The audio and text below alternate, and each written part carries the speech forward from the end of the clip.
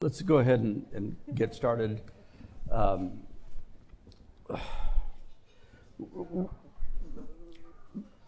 introduce the panelists.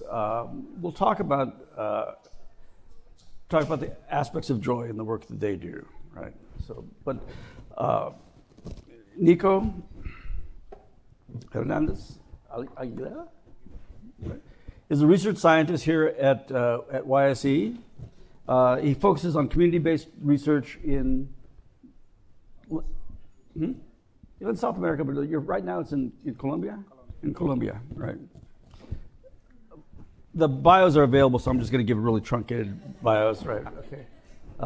Michael Méndez, who's an assistant professor at UC Irvine, and recently awarded a Carnegie Fellowship, so I think we should. Yeah. Bruni Pizarro, here in New Haven, right? Who is the director of brand strategy and co-founder of For la Diáspora.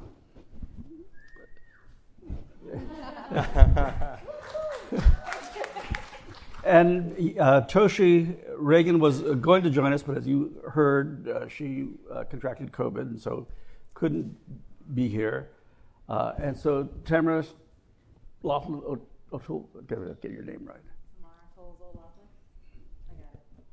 She knows her name better than I do. Okay.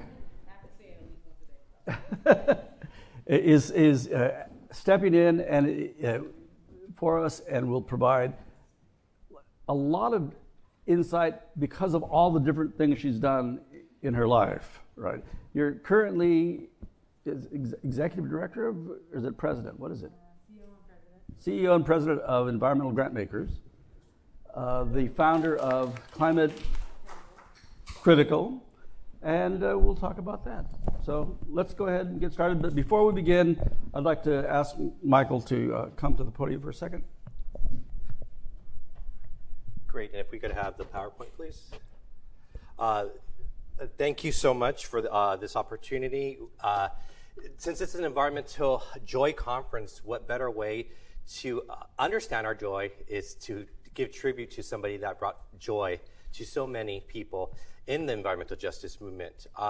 Here alongside my colleagues and my fellow activists to pay tribute to a trailblazer in California and on national issues, to Cindy Montañez, who recently passed last week at the young age of 49. She was a close friend, mentor, and my former boss.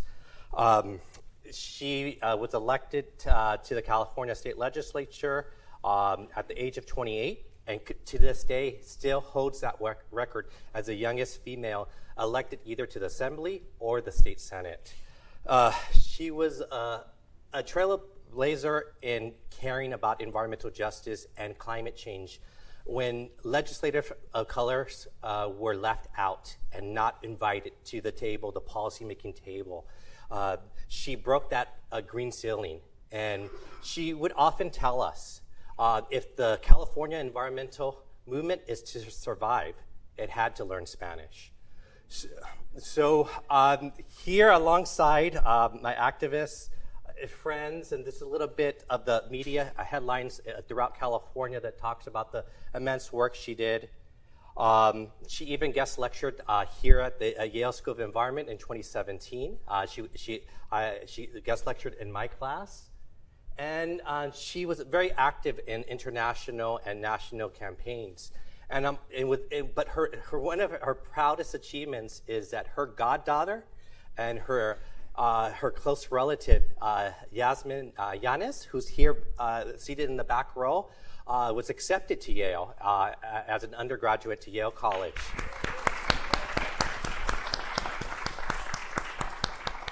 So her legacy lives on, and thank you to Gerald and the Yale Center for Environmental Justice for allowing me to pay tribute to Cindy. Thank you. Here, here.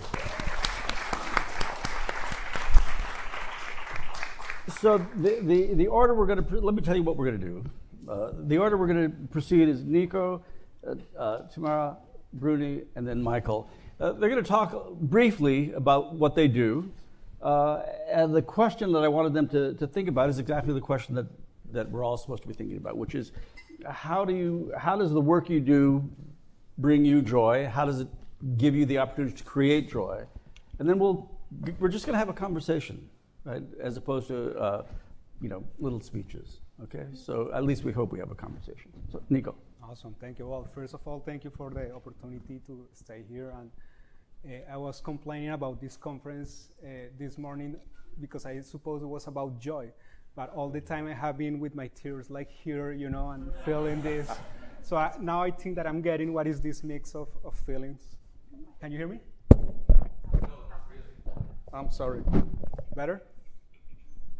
Your mic on? Make sure. I think that is on. Move it up. Let me, Oh. yeah, it's on.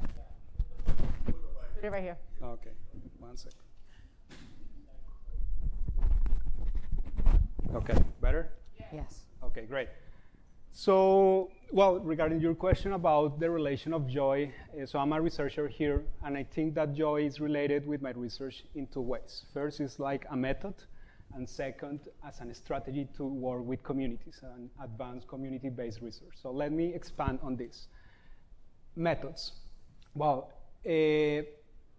thank you for those who have the opportunity to play Icon. We try to share with you this tool basically to give you an idea of the tool that we're trying to implement in different regions in Latin America to collect historical climate information from communities. I think that I started this work in part due to COVID that limited my opportunity to be in touch with the communities. But at the same time, regardless of we have COVID or not, there are many restrictions to reach out to communities in the Global South. Security, infrastructure, transportation, it's difficult to reach to those communities.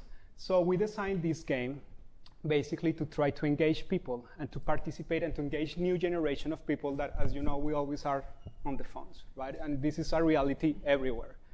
So how to engage those communities and how make this process more inclusive?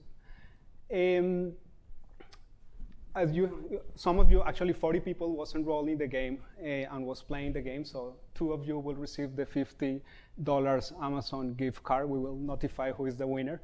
And we're doing something similar to collect excess of rain information, historical climate information at the rural level. And why is this information relevant?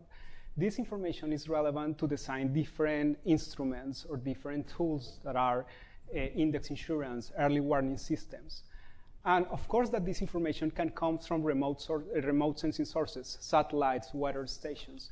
But given the topography that we have in our countries, sometimes the information is missing or doesn't exist. But even if these tools improve and we have good tools and you have perfect data, the impact for the communities is another story. You can have levels of rains that seems to be normal, but actually those are huge. Those excess of rain, those average rain have huge impacts for the communities, right? So we really need to be in touch with those communities. The traditional way that we do that is through focus groups, surveys, but to be honest with you, it's not only about those physical limitations, but also communities are exhausted of surveys. So one of my favorite communities that I used to work is located in Cauca, Colombia, and I remember the first time that I went to them, they were like, now what? Where are you coming? Harvard? And I was like, okay, I want to work with you because you are very critical. Sometimes communities, and unfortunately we feel that communities are just a box of data or anecdotes. So really joy start to play a key role, not only for engagement, but also to start connecting with the communities, to generate trust and to connect with those communities. The idea with gamification and with games has shown like interesting results up to this point. We have collected, just to give you an example, to go into the same region that I was mentioning, in a period of 3 days, we collected around 40,000 comparisons. Which is interesting here is that a lot of this data is noise, right? I think that many of you actually were like, okay, whatever, 2003, I don't care. But we create some kind of filters and discriminate those players who were consistent on their answers, who were investing some time on those answers. And we found in the preliminary results that those farmers who invest some time on these and thinking on those games actually reflect information that was valuable and years that actually were the worst years for those communities, right?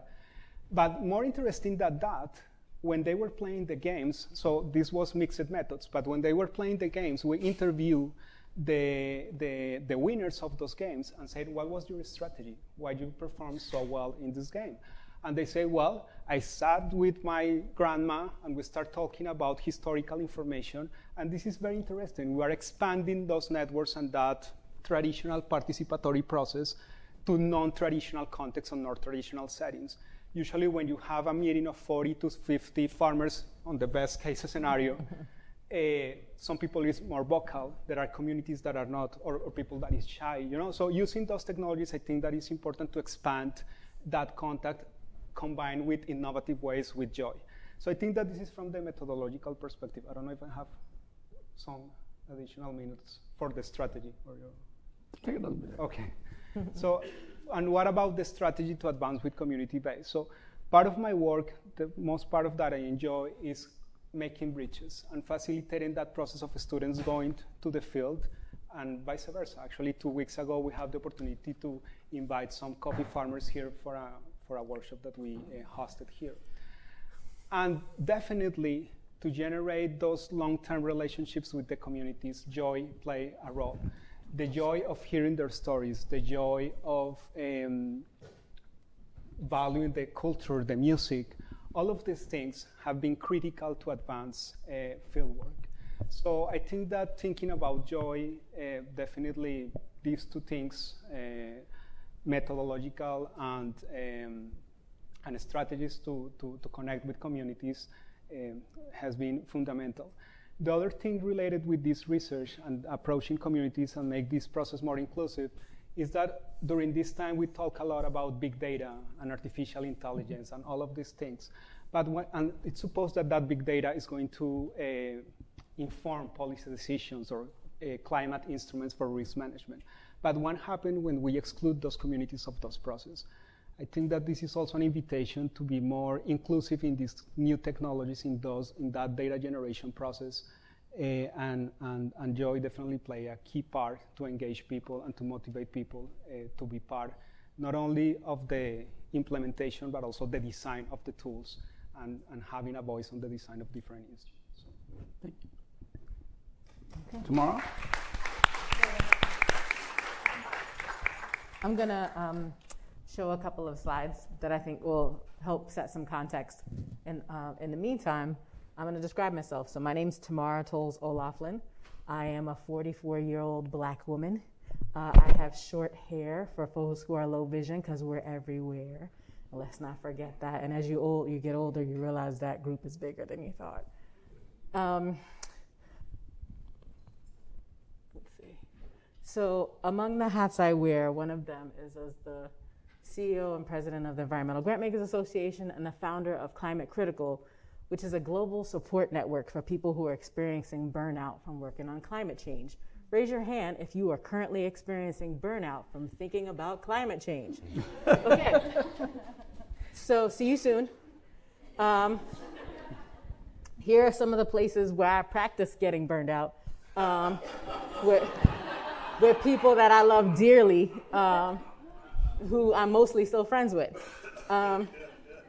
And a lot of the places that contributed to my burnout, writing articles and mostly arguing with people on Twitter. So if you want to argue with me, Twitter is the best place to meet. It's like after school playground for getting some of that energy out. Trying to convince people that Black people are neither a luxury, are not new, are not in this conversation for the first time, and that whilst we are deeply valuable and essential, we are invisible. So all of that causes burnout. Now, I talked a little bit about some of the places where I practice this work, and why. This is why. Because we are up against multiple fronts in thinking about a thing that's actually pretty depressing if you think about it for more than 5 minutes. Then you have to do it with other people who have, as Michael Golopta says, a messianic complex about solving problems, and boom, there's all kinds of social issues. Who would have thunk it? So given that this is what we're up against, it is time for us to start interrupting the habits that got us here because in the organized world of environment, 50 years of doing things the same way has only hurt people fighting for planet, and we have to do better than that. So here are the problems as we see them, and why I think it's really important for us to be in a room talking about environmental joy, because frankly, the planet doesn't care about what we have to say. We spend a lot of time talking to each other. The cult of celebrity that drives this work only increases burnout because it disassociates people and creates weaker bonds across relationships. So you talk to more people, but about less stuff that matters to you, which actually means you're alone. And if you work on climate and environment, you've probably spent the last 5 to 10 years in your own closet, bathroom, back room, or office, talking to yourself with other people you work with on the internet, which is also deeply like a driver of how painful all of this can be, because like you're in the revolution and you turn off the computer and it's just you and your cat, you know? So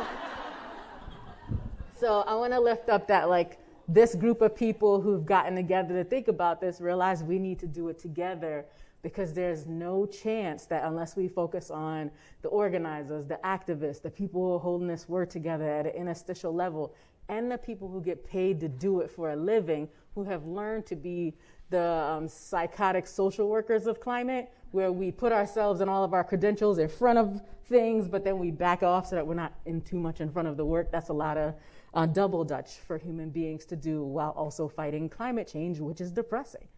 And so generally speaking, these are some of the filters for how we, try to sort out through all the people who are burned out to figure out who wants to try to do this together. And in thinking about that, we offer like a series of practices that we do together to try to figure out how to stay in the work, because worse than the burnout is how quickly it takes the brilliance, the brain drain that we put into it out of the work. People of color, marginalized folks leave this work at a clip that will blind you. We got 3 years in this work at best. Most sabbatical programs kick in 7 years. We're not doing a good enough job to stop the drain at a rate to meet the crisis. So here are a couple of the folks who conspire along with me to make sure that we're doing this work in a way that actually meets people where they are. And there are many, many more of us, though we're just the ones who don't mind talking about it in public. So flagging that, we did a burnout report, which guess what? Turns out everyone's burnt out. Huge surprise. One of the things that's very interesting about this is that everyone is depleted and burned out and is trying really hard to help people in planet, but there are different reasons. So some folks are experiencing burnout because climate's depressing, and some folks are experiencing burnout because the people they work with are terrible, are mean, are not friendly, have been doing it so long without a break that they don't know how to talk to you, and it makes you want to just stop the whole project, right? And so we have to deal with both of these things at the same time. The worst part of it is that if you do this for a living, you're also afraid that if you look away for a second, everything will collapse on your day off, so you don't take days off. That sound like it resonated with a lot of people in this room, right? You're like, I sure would take a day off, but the community never takes a day off, and so I can't take a day off and be the only one resting. And so living with this truth, it actually is a real setup for the book of business that becomes how you are known for doing this work, the ways we offer people awards for being tired and burnt out and busy, and employers who recognize you will never leave your job no matter how terrible it is.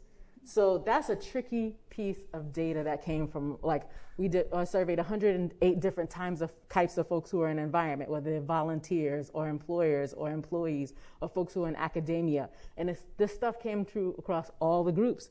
The idea that you will do this to your detriment because you are so worried about missing the moment where we could make a shift is very dangerous to everybody, and we should be concerned about it, because unlike other movements that have burnout and have gone through this, climate people don't have time to develop the strategies it would take to grow a better set of behaviors. So in thinking about all of that, here are a couple things that we do together so that you are not alone, you are not practicing alone, you are not figuring out if you have learned behaviors you need to unlearn. And so we do a lot of stuff together. One of the things we do is rest. We show up and rest as a group. We encourage each other to talk about how we work, not where we work, because that stuff can be triggering. We encourage each other to eat really good meals and to sleep, and we keep up to make sure everyone's doing that after we spend time together a couple times a year. So some of the environmental joy that we experience is remembering we're not in it alone. a lot, and constantly reminding each other of that fact when you feel alone or afraid or like you're not working from the best place, to analyze everything you're seeing, because it is all pretty demoralizing. We also get together to talk about the fact that there's no money has never stopped us from doing anything. And so we're not going to spend a lot of time worrying about that, because the resources we have in joy are not driven by money. It's actually driven by being in community. So I wanted to just share with you this question that leads me to constantly look for humor and community and relationship and figuring out a work-life balance that accepts that work is life if you are in climate and environment. Because unlike everyone else on earth, our job even makes our enemies get another day, right? That's a pretty heavy burden. Like, the people who hate you and wake up every day and see your face and want you to lose, if you're really good at your job, they get another day to hate your face. That's a pretty big burden, right? And so you gotta have other people to chuckle with, otherwise that stuff gets creepy. And so my source of environmental joy are these people, just like a handful of happy-ass Black people, happy-ass trans people, happy-ass community folks who are like, I took a day off. Why? And nobody died. Largely because if we don't remember to practice rest, the only people who are arrested are the folks who get up in hearings and look like they've been massaged by 87 people simultaneously while they lie and spew out a bunch of disinformation. And I don't think we can have that as our status quo. So happy to jump and continue this conversation. But I just wanted to lift up that if all we get out of this is happy ass Black people, I'll be feeling really good about what we're doing.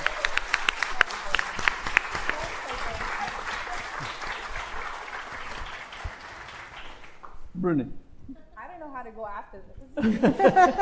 Y'all hear me? Yeah. Can y'all hear me? Yeah. Oh my gosh. Why didn't I meet you a year ago, 2 years ago, when I was the executive director of a Latina social services organization? I needed y'all. Well, don't worry. We still have room for you. So my name is Bruni Pizarro. It's a little surreal for me to be here with you, and I'm also super grateful to Yale. You can't hear me still? Oh, let's check the. Yes, off. Yeah, it's off. Yeah. Oh my God, my tech is not very good looking. Thank you so much, Tamara. I appreciate you. See, this is joy right here. Yeah, we just hanging out. But it's surreal to me to be here in this room alongside my colleagues and Michael Méndez, who was here during the time I was a student and as a professor, and then being here with like this new chapter of the school. I graduated from the School of Environment. Back then it was called Yale School of Forestry and Environmental Studies. Old school. But I graduated, I started in 2016, I matriculated, and then I graduated in 2019. And the narrative or the climate discourse, environmental justice discourse at that time while I was a student was different. And I'm just so happy that the school is where it's at, where we have this conference, where we have amazing professors like Professor Torres, Dr. Dorsita Taylor, amazing staff here to bring this forward, and amazing students and staff that supports this discourse. So I feel the love here, and that gives me environmental joy as a person. So I just want to give a shout out to the school and all the good people that make it happen. But for me, aside from being at the school, I was born and raised in New York City to Puerto Rican parents that came to Puerto Rico, migrated to Puerto Rico. My great-grandparents actually migrated from Puerto Rico to New York City to live in substandard conditions for the hope of like the American dream. And my great-grandparents were displaced. They were smallholder farmers. They were displaced by foreign interests, Domino sugar industry in Puerto Rico in the 30s and 40s, basically the 40s. And coming to Yale, coming to this program where I had a plethora of resources, which was amazing at my footstep, I started to learn more about my roots as a Boricua from New York City. And started really thinking about what my lack of connection to the environment was, because I grew up in the concrete jungle of New York City with one tree per every 4 blocks. Like, that's what it felt like. And I don't know, like that to me was just my norm, whether it's joy or not. There was joy in that, there wasn't joy in that, you know, not great air quality, but we still maintained. And, you know, moving forward, thinking about having these resources and thinking about my family migrating, what migration meant. And so this is a sneak peek as to if y'all come to GO1 today at 2:30, I will be talking more about climate migration, and tomorrow as well. But really thinking about migration, when the hurricanes hit landfall in Puerto Rico in 2017, I was here. And I was doing my thesis work. And I was also trying to understand the community in which Yale is situated in. And there's pain points, there's tension with the community, the surrounding community. But then there's also like Yale that leverages a lot of resources and talent to the communities as well. So there's an interesting relationship. At the time when I was a student, I just wanted to kind of connect with Fairhaven, which is a predominantly Latina community in an under-resourced community in New Haven, and just really understand what was happening. What maybe just it's almost affirming for me as a person and as a student to get sort of out of the Ivy Gates and understand the realities of folks that remind me of my grandma, my mom, my pops. And so I was teaching English at a school, Fairhaven School, just volunteering. And then a couple of family members from Puerto Rico, like moms from Puerto Rico, came post-hurricane, like 2-3 weeks after the hurricanes hit landfall in Puerto Rico. They came to my class saying, I need English, I need help with English. I can't speak to my my child's teacher, doctor, because I have no idea. I was uprooted because of the hurricanes in Puerto Rico. And I just don't know how to navigate these spaces. It's cold here. You know, it's like October. I came with the clothes on my back because I had to just leave. And I was like, is this for real? Like, I saw this on the news. I heard, you know, it was unreal for me to see that this was a situation that was unfolding. And then I'm here at this school reading about sort of frameworks and climate change and environmental justice and climate justice. And then this was just like in our own backyard. So climate resettlement became the focus of Puerto Rican women, and children became the focus of my thesis. And I really wanted to take an ethnographic approach, which is really apprehending, comprehending, and conveying the lived experiences or the nuance of the quotidian or the day-to-day experiences of families, folks that are invisible. Someone mentioned invisible, yeah. Tamara. I 100% agree. These voices, and sometimes I think about and question my own positionality, because I'm like, who am I to be speaking, like leveraging these voices? Like, yes, I'm a Boricua from New York City, but I'm not from the archipelago proper. So there's also that, right? But I'm like, hey, I was seeing a lot of the dominant narrative in the media is this sort of idea of hopelessness and helplessness, which I'll get into a little bit more in my presentation later. But when it comes to folks like on a couch, and you saw with Katrina too, Black folk, Latina folk, Black and Latina bodies that are really disproportionately burdened by climate change, just kind of sitting around waiting for SOS, like the saviors. And that happens, of course, supports are needed. Folks wait, the weight of disaster is real. Yarimar Bonilla talks about that, who's a cultural anthropologist. I think at Princeton now, she talks about the weight of disaster, and that is so true. But what happens in between? People laugh, people cry, people think they have their own theoretical frameworks that they build every day on a daily basis. And I was trying to apprehend that to really understand how they navigate this space and understanding like their transnational connection with Puerto Rico. And what is that? That involves grief, that involves the joy in that, or it really, from the work that I did with these women, my collaborators, was really understanding like that there was also hope, that there was also the idea of, as Bad Bunny, we all saw El Apagón, he said, let me just, Estamos Bien, that was a song, I believe. That was not just El Apagón, but there was another song, Estamos Bien. That is a interesting saying that a lot of, especially old school Puerto Ricans, I think, but Puerto Ricans in general, that say, okay, how's it going? You could be having the roof fall on your head and you're like, yo estoy bien, I'm good. Like everything is okay, we're good, we're happy here, it's fine. Doesn't matter, you know? And how many folks can relate to that? Okay, there's people, all right, cool. Like, my own family, my mom, I'm like, how you doing? Oh yeah, I fell. But yo estoy bien, I'm good. I'm like, are you sure, Ma? I don't believe you. You're good, I'm gonna go over there. So I think that is, and I have some notes here. I think that estamos bien, I've been thinking about that for quite some time. Like, why do we say that? And what is resilience? And I challenge that word sometimes because I'm like, what are we gonna go back to? How many of y'all are like not feeling that word too much? Okay, great. Because I'm like, what are we going back to? Was, in terms of Puerto Rico, Puerto Ricans are citizens of the United States. There's circular migration, that there's privileges with that, but what led to that, right? And what predated the hurricanes in Puerto Rico that led to this disaster? Really, it's poor infrastructure, and that has a whole political, socioeconomic thing that I won't get into, but yeah. So the way I see estamos bien is the strength to continue. That is what it is, the strength to continue, despite the chaos. So either we stay, we go, we're gonna stay, we go. And a lot of times it's people on the move. And so what happens there's theoretical frameworks that folks make, even assumptions, if you will, that when I leave, it's gonna be better. Just like my great-grandparents thought. And then they realized, I don't know what they realized because I didn't meet them, but I think that they didn't like it too much.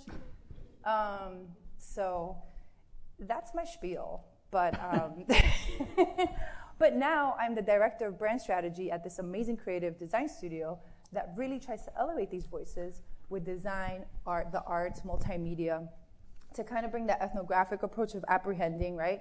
Conveying the voices and cultura of those in the Latinx community, and really think about climate communications for our peoples. Really try to understand, like, how do we bring that visual tapestry, those elements that bring us together, that make us want to join whatever club or go to that nonprofit or seek that service or come together. It cannot be sterile. It cannot be void of culture. We are not a monolith, as y'all know. And why not design with people in mind?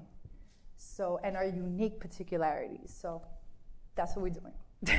Come out to GO1 today at 2:30. And tomorrow, somewhere, Bowers, for more. Michael. Okay, great. Thank you.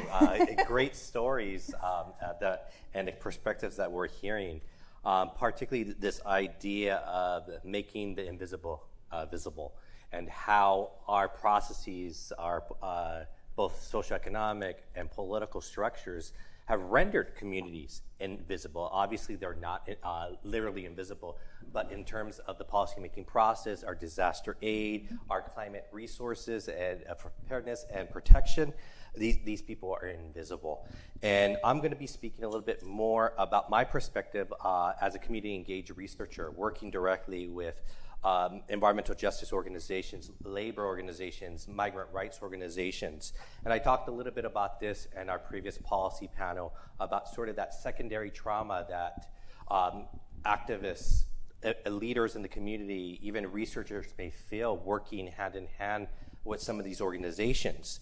I just want to put a little bit context of the research that I do at community groups, primarily on climate-induced disasters, particularly around extreme wildfire events. Many of you have seen the immense wildfires that have happened in California and unfortunately across the nation. And previous news headlines were about hillside mansions burning down, very wealthy actors and people losing their homes and belongings. And most recently, looking at how the California wine industry lost $3.7 billion during the last wildfire to what something is called smoke taint. That's when smoke and ash permeate the grape of the skin of a wine grape, and it could affect the taste or smell of wine, making it unsellable. And they lost $3.7 billion. So there's a lot of tension point put on the economic well-being of elite winemakers and how smoke is tainting that industry, but with little attention of how smoke is also tainting the lungs of farm workers, particularly undocumented Latino and indigenous farm workers. So Bruni and others have really talked about this idea of climate displacement, climate migration.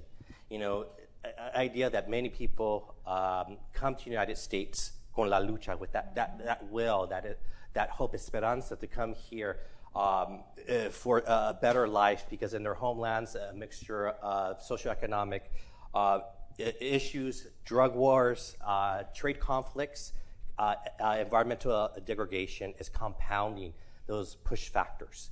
And extreme weather events are pushing them to finally either get displaced and finally migrate. But when they come to places like the United States, oftentimes undocumented, the disproportionate impacts that they experience from climate change, they don't leave behind in their homelands. It follows them. And because of their undocumented status, they're again at the front lines of disproportionate climate change impact, particularly if they're undocumented farm workers, many of them now from parts of Latin America, Central America, and Mexico, that some are illiterate. Many speak neither Spanish nor English, but only their indigenous languages. So imagine the multiple layers of discrimination and disproportionate impact that they experience on there. So I've been working with these groups for at least since 2017, actually when I was here at the Yale School of Environment. And we've had some quite successes in getting media attention, publishing research, policy briefs, and really making the invisible visible, hand in hand, obviously, the migrant and labor rights and environmental justice groups leading the way. From getting major funding changes through the Governor's Office of Emerging Services, through the Governor's Office itself, having international briefings with the United Nations of what can migrant groups around the world from Australia, Brazil, Greece learn from the California experience of how migrants are disproportionately impacted. To halting programs in one of the world's elite wine regions, Sonoma County, which is next to Napa, arguably the two best wine regions in our country, and halting a program that allowed farm workers, allow employers to allow their workers to enter into mandatory evacuation zones that are considered hazardous to the general population to harvest wine grapes with very little occupational health and safety protections, let alone hazard pay, health care, disaster aid. They're ineligible for unemployment insurance if they get sick or hurt, let alone FEMA federal grants. So we had a lot of success in highlighting that, providing philanthropic funds for disaster aid for these people or individuals. But I had a point where it was getting difficult, particularly last month, when all the portions of the the evacuation zone prohibition that we got banned for at least 1 year got reversed. It magically appeared on the Board of Supervisors in Sonoma County without any explanation, with just the amount of 48 hours to be on a public agenda. Little opportunity for individuals to come speak. And they previously had an Office of Equity and Racial Justice and required any major change, including environmental laws, agricultural laws, had to have a racial equity analysis. That law of the Board of Supervisors was overridden. They passed it without doing that racial equity analysis that obviously would have showed the disproportionate impact. They cut speakers off and was very disrespectful through experts that were coming in there. At the same time, there was public comment through Zoom where there was racial bombings, both to the Latino population, indigenous population, and to the African American population. Racial epithets were said. And again, they passed this saying that there was not enough information or research needed. When we, along myself, with two of the top air quality scientists in the world, well, in the nation at the National Center for Atmospheric Research, was providing air quality models to show how detrimental these evacuation zones and air quality was during the last recent fires. They overlooked that and passed it. And it was like sort of a blow. I hadn't seen that for a while. I didn't know it existed. And then I turned to some of the advocates that I work with, and they go, the lucha sigue, the fight goes on. And and they come from this place of joy of when they know they can't sulk or they don't have time to be in despair. They have time to rest, yes, but they have time to, how do you bring people back together, and how do you engage in collective action again? And then, I see them doing some of these community events, community healing events, and moving on and creating other programs and continue the fight. And seeing that, gives me joy, and it gives me hope, along with, remembering my mentor who we pay tribute to, and just kind of saying, what would Sydney do? Or what would the advocates that I work with do? And understanding that, yes, we have our privilege, but understand that we are here to serve, and trying to always remember that, even though when we want to retreat and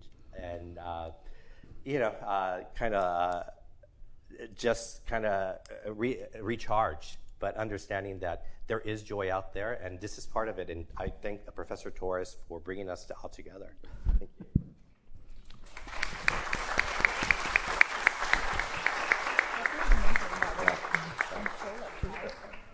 Okay, I'm going to have one intervention, then we'll have a conversation, right? But what if I could name two things that bring me joy? Right? One is this room, right? One is this room, right? When you all were students here, this room wouldn't have looked like it looks. Yes, right? true. That brings me joy. That brings me joy. Right? That's right. Right.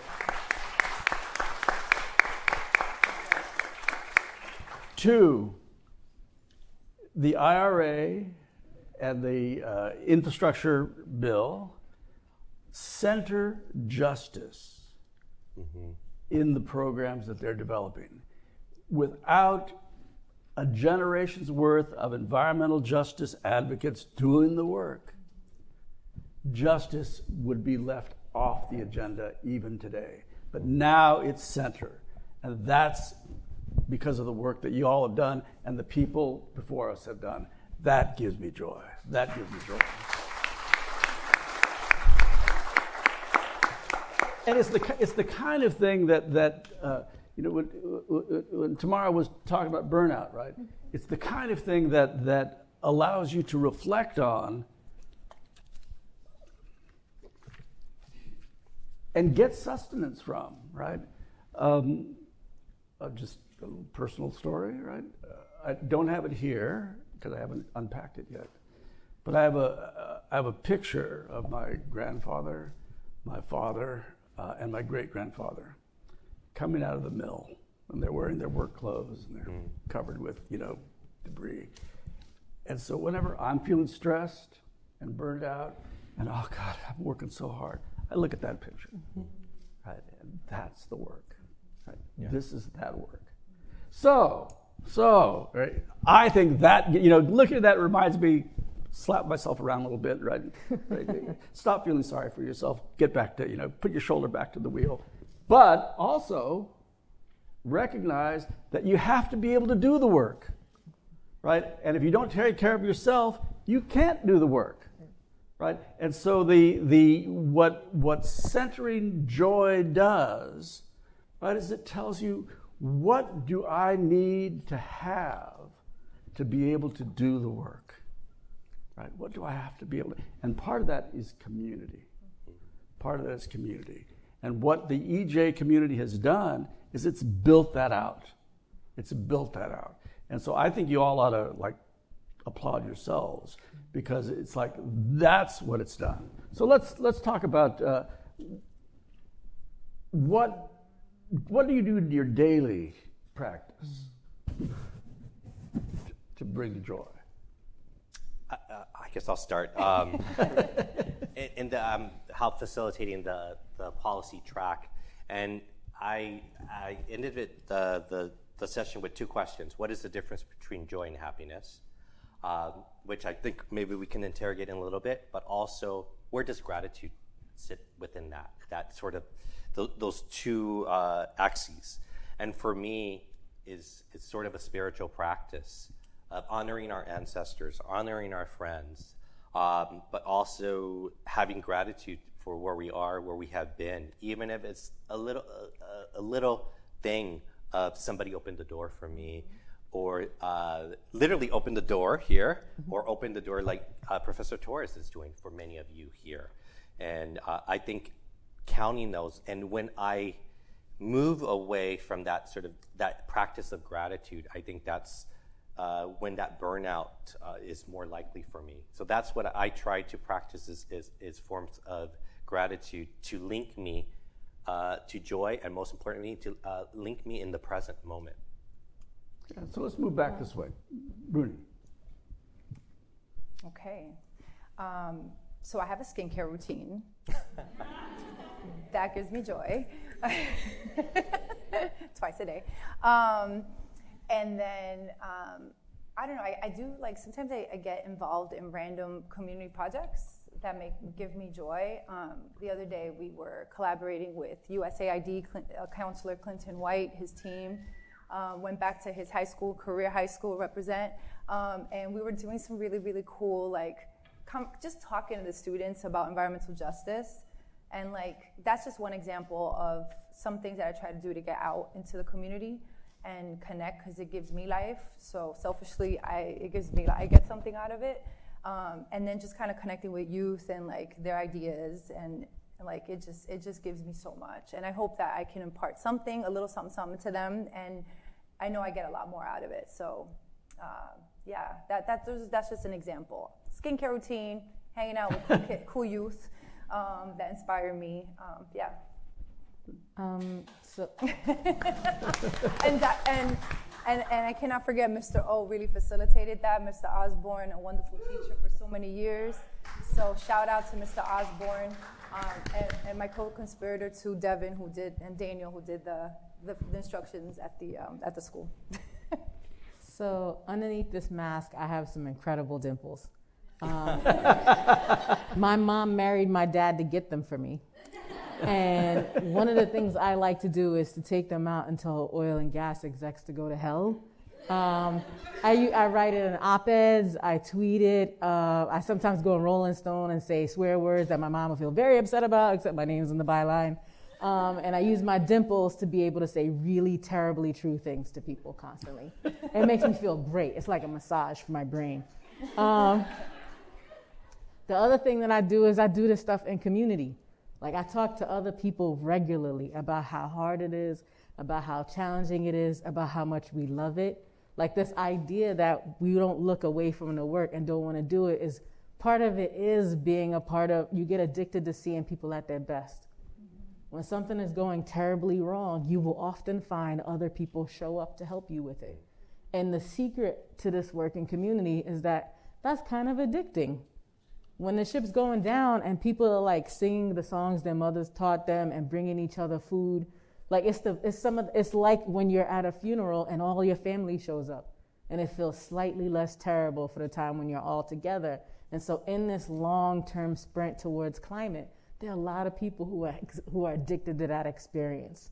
So, you know, between consistently telling the truth as a form of love and not in a way to avoid violence against myself and my community, and then just remembering that that addictive experience is not the only kind of experience I can have, like, those holding that space between what I do in my own practice and what I do with other folks is what I do for joy. And, you know, sometimes I frame up the swear words, and sometimes I have a tweet that somebody made into a painting that was pretty hilarious about oil and gas execs. So, you know, and about plastics being our fossil fuel side hustle. That one made me feel really good. So yeah, I think some of it is just getting it out and not keeping it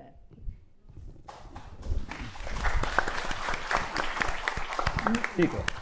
Yeah, so 13 years ago, I was granted the Fulbright scholarship to come here to the United States. And I remember that at the ceremony, they said, you are going to serve as ambassadors. And I said, well, diplomacy always was like on my, on my scope, but yeah, that would be great. But with the years, I started to realize that I was serving as a bridge to bring my students to the field to work with the communities. And that experience of breaking preconceptions and priors is amazing. It's wonderful when students can connect with the communities and when the communities can connect with the students. Because Also, they have priors, and they have all these people, those experts, they don't, they really don't connect. And I think that joy has played a critical role on that. I remember sometimes to break the ice, you just have a guitar, or I don't know, there are many resources that probably are not measuring the publications or the things that we used to produce in the academia, but actually are critical to advance research in the community. So joy for me is the energy of the students. It's like hearing their dreams and saying, I want to go to Colombia, I want to go to Africa, I want to go, and also the communities. And seeing those communities, one of the most, recently I mentioned I had this workshop of coffee and carbon, and in preparation to that workshop, I went to Cauca, and the director of the organization, the current director of the organization, 10 years ago was part of some bird watching that we were doing, and he remembered that experience, and he said, hey, I remember when you came with the researchers trying to count birds, and he's now the director of that organization. So he understands the implications of having students and having those kind of opportunities. So for me, this is the most important and give me joy on my job, on my work.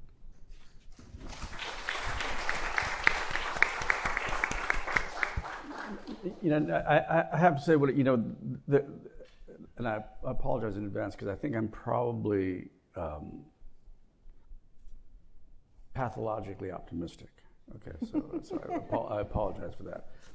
And so I could turn to a lot of things that give me joy, but I want to change the topic a little bit. What are the pitfalls and the dangers to the work if we center joy? Tamara? You could focus on the individual too much. I think one thing that we suffer from in movement spaces across the different sectors is sometimes you are with each other so much the familiarity becomes contempt, and the version of that is getting really hyper-focused on what you do as an individual rather than what's happening in the collective, whether that's, did you compost that thing, choking a brother out because he didn't put the thing in the wrong bin, like that sounds weird, but like when you're in a high stress moment, those small things can become much bigger. And I think in the meta sense of it, we have also been steered in that direction around environment and climate, to look at your own footprint harder than you look at what your money's doing while you're asleep. Like those are very real things. People are like, well, you used the straw instead of this metal tube that I had that I use now on my pasta that I keep re-eating to drink out of this cup. And people have real lives. I can't live with that person. I can't talk to them. I can't be in a movement with that person because we're hyper-focused on our individual level behavior, and it becomes so granular, it's toxic. So I just think some of it is remembering the big we, as Anasa Troutman would say, the big we is really important. And if we don't do that, it can get dirty quick.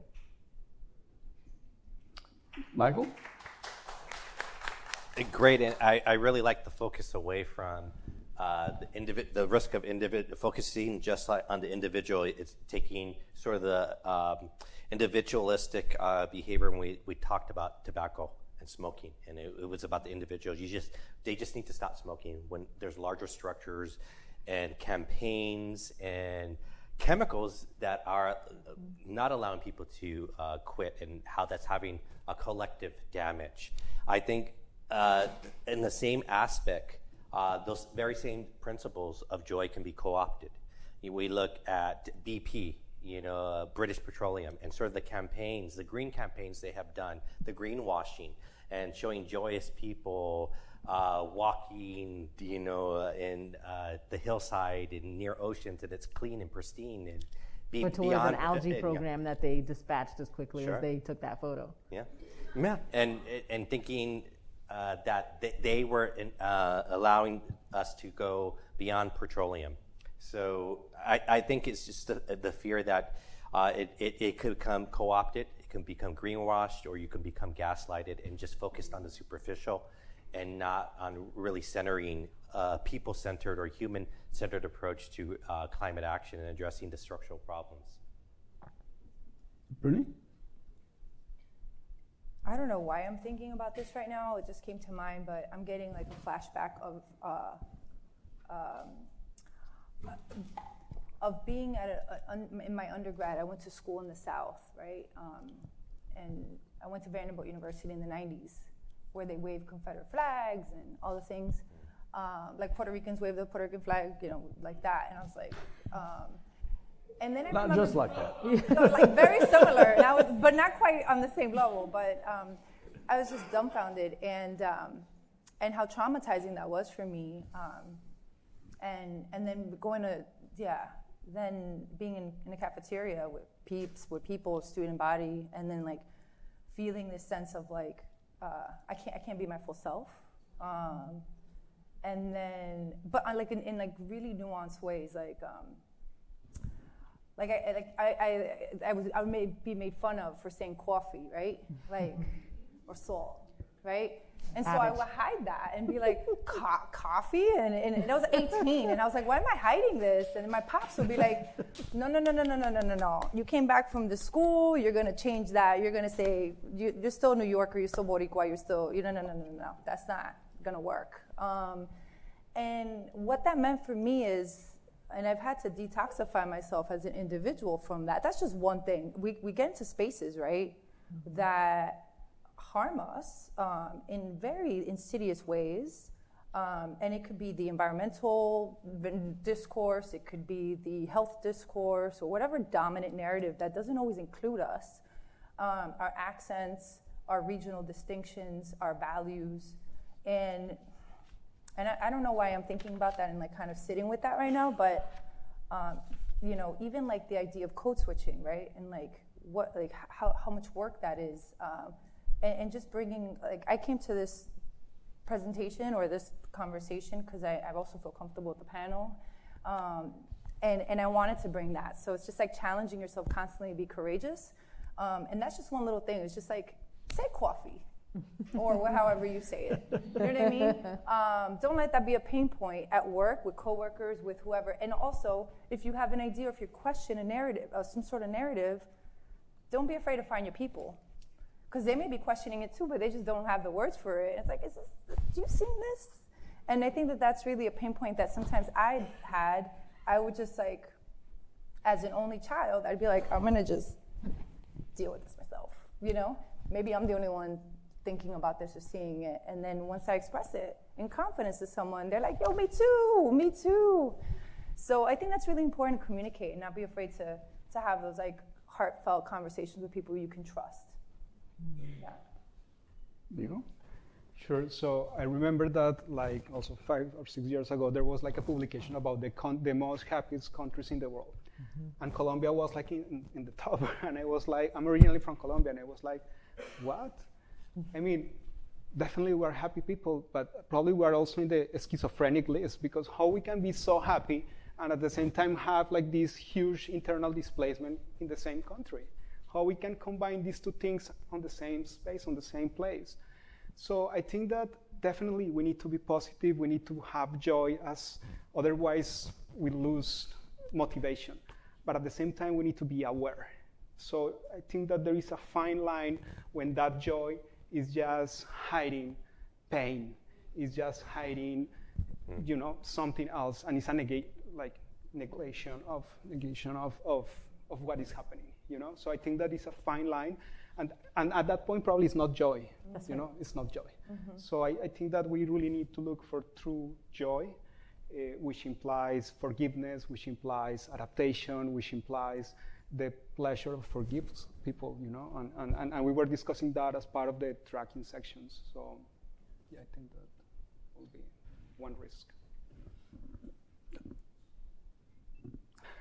I'm trying to think of. We only have like a couple of minutes left, and what this conversation is making me think of is a couple of things, right? One is the kind of the direct relationship between gratitude and joy, mm-hmm. right? And figuring out who you're grateful for and what you're grateful for is one, right? The question of invisibility, because it's not just the invisible made visible, but it's also the knowledge that there are allies out there that you don't even see yet. Mm-hmm. Right. And part of the process of organizing and part of the process of raising these issues up is to identify your allies. Mm-hmm. Right? And when I said that the current legislation is centering justice, right, what that reflects, right, is a massive massive effort of millions of people that we don't even know, but we're working with us. We're working with us, right? So that's, those are the kinds of things that give, when I think about joy, I think is important. And I want to go back to something I said this morning, so I apologize for repeating myself. But it's also about agency, right? That you can't have joy if you don't feel that you can make a difference, right? Sometimes a small difference, sometimes a big difference, but a difference, right? And that's critical, I think, to the idea of joy. The idea that we can be agents in our own future. We can be agents in our own lives, right? And, that's what we're here today and to talk about. So I want to thank you all for spending this hour and change with us, and let's do more.